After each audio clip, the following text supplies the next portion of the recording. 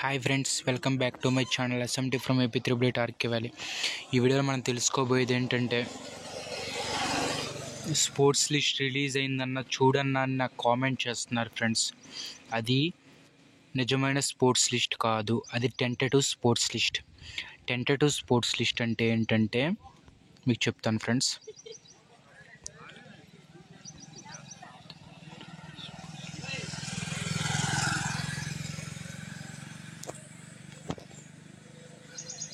ఇది tentative sports list అంటే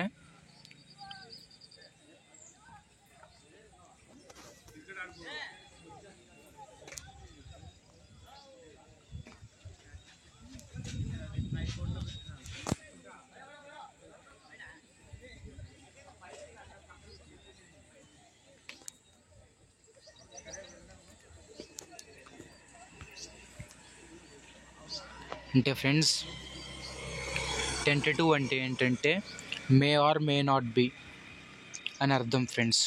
ఇందులో టెంటేటివ్ స్పోర్ట్స్ లిస్ట్ అని చెప్పి 6 years integrated BTech eligible tentative merit sports list under sports quota as per GOMS number 10 date 15/7/2008. అవును friends, చూద్దాం friends.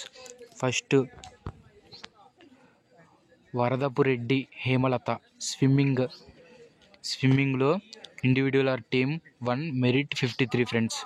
ఇప్పుడు ఈ లిస్ట్ వదిలేడు కదా, ఇందులో నేమ్స్ వదిలేడు కదా,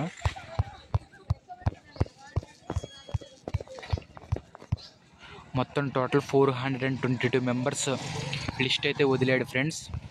ఈ 422 మెంబర్స్కి సీట్ వచ్చినట్లు కాదు. ఈ 422 మెంబర్స్లో స్పోర్ట్స్ కోటాకి ఎన్ని సీట్లు అయితే ఉన్నాయో అంతమందికి సీట్లు వస్తాయి, మిగిలిన వారికి సీట్లు రావు. ఆ సీట్లు కూడా ఎలా వస్తాయంటే స్పోర్ట్స్ కోటాలో ఉన్న వారికి ఉన్న మెరిట్ని బట్టి, అలాగే 10th వారికి వచ్చిన ఎక్కువ మార్క్స్ని బట్టి, వాళ్ళ క్యాస్ట్ రిజర్వేషన్ బట్టి, మూడింటిని బట్టి ఎవరికైతే హైయెస్ట్ ఉంటుందో వారికి సీట్ ఇస్తారు friends. For example marks 580 marks వచ్చినాయి అనుకోండి. ఈ అమ్మాయి ఉంది, ఈ అమ్మాయి వరదపురెడ్డి హేమలత అనే అమ్మాయికి 580 మార్క్స్ వచ్చినాయి. ఆ అమ్మాయి ర్యాంక్ 53. అట్లాంటప్పుడు ఆ అమ్మాయి ఏం చేయొచ్చు అంటే ఆ అమ్మాయికి స్పోర్ట్స్ కోటాలో సీట్ రావచ్చు. ఇప్పుడు లాస్ట్లో ఈ అబ్బాయి ఉన్నాడు కదా ఫ్రెండ్స్,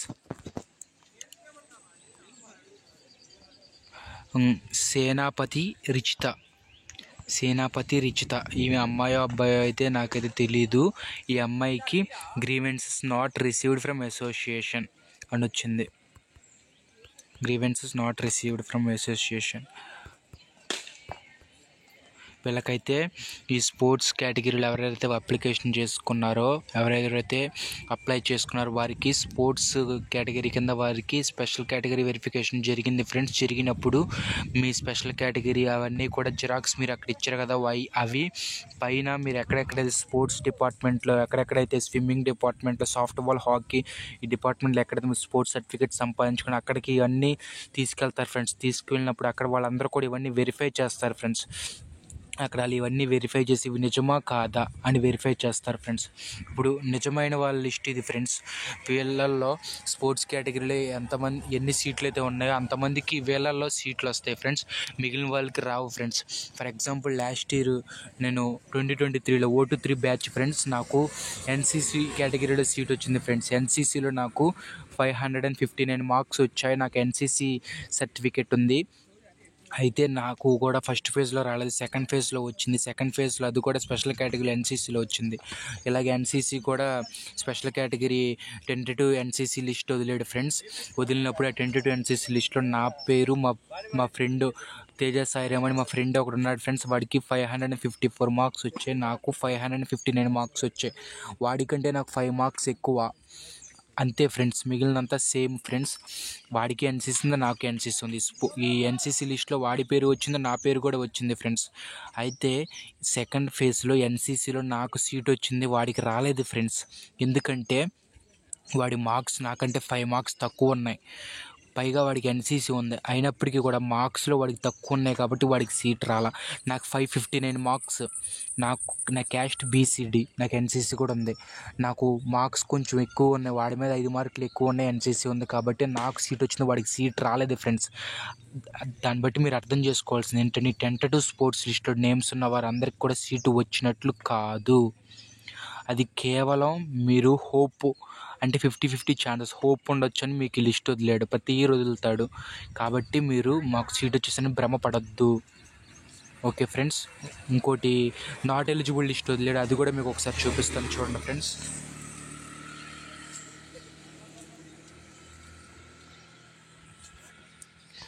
ఫ్రెండ్స్, ఈ నాట్ ఎలిజిబుల్ లిస్ట్ ఉంది కదా,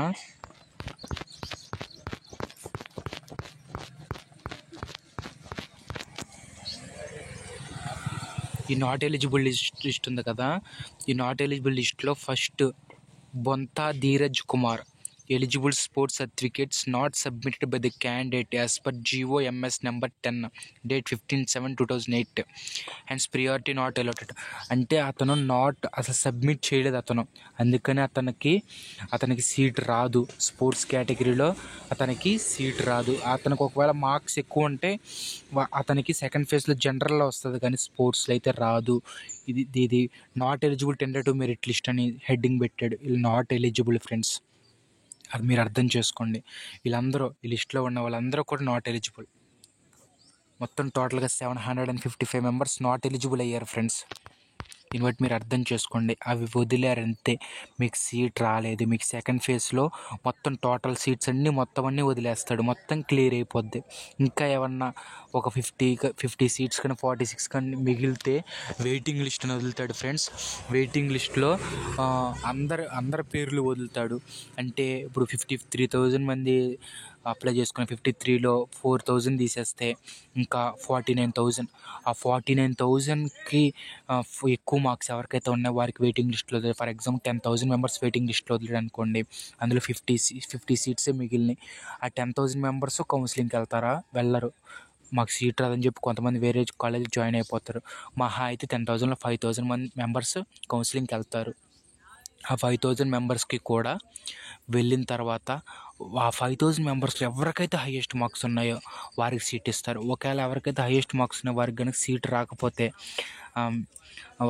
సీట్ రాకపోతే అదే అంటే వాళ్ళు కౌన్సిలింగ్ కనుక అటెండ్ అవ్వకపోతే వారి తర్వాత ఎవరికైతే హైయెస్ట్ మార్క్స్ ఉన్నాయో వారికైతే సీట్ ఇస్తారు ఫ్రెండ్స్. దీన్ని బట్టి మీరు అర్థం చేసుకోండి, ఈ టెంటేటివ్ స్పోర్ట్స్ లిస్ట్ వదిలినంత మాత్రం మీకు సీట్ వచ్చినట్లు కాదు. మీరు నాకు కామెంట్ చేస్తున్నారు కదా, మీ కామెంట్స్కి నేను రిప్లైగా ఈ వీడియో చేశాను ఫ్రెండ్స్. దీన్ని బట్టి మీరు అర్థం చేసుకోండి.